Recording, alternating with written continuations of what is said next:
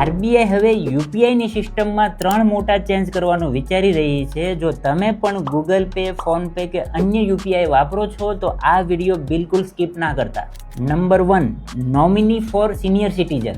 એટલે કે senior citizen હવે પોતાના અકાઉન્ટમાં એક ટ્રસ્ટેડ નોમિની એડ કરી શકશે અને જ્યારે પણ 50,000થી વધારે અમાઉન્ટ મોકલવાની થશે ત્યારે બેંક તેના નોમિનીને એક એલર્ટ મોકલશે અને જ્યાં સુધી આ ટ્રસ્ટેડ નોમિની આ અમાઉન્ટને અપ્રૂવ નહીં કરે ત્યાં સુધી ટ્રાન્ઝેક્શન કમ્પ્લીટ નહીં થાય. Number 2, cooling off period. જ્યારે તમે અજાણ્યા વ્યક્તિને 10,000 રૂપિયાથી વધારાનું પેમેન્ટ કરો છો ત્યારે તેમાં 1 કલાકનો કુલિંગ પીરિયડ હશે. જેથી પેમેન્ટ ખોટું થયું હોય અથવા તો ફ્રોડ લાગે તો આ 1 કલાકની અંદર તમે પેમેન્ટ કેન્સલ કરી શકો છો અને નાના પેમેન્ટ બિલકુલ ઇન્સ્ટન્ટલી પે થઈ શકશે. તેમાં કોઈ વેઇટિંગ કરવાની જરૂર નથી.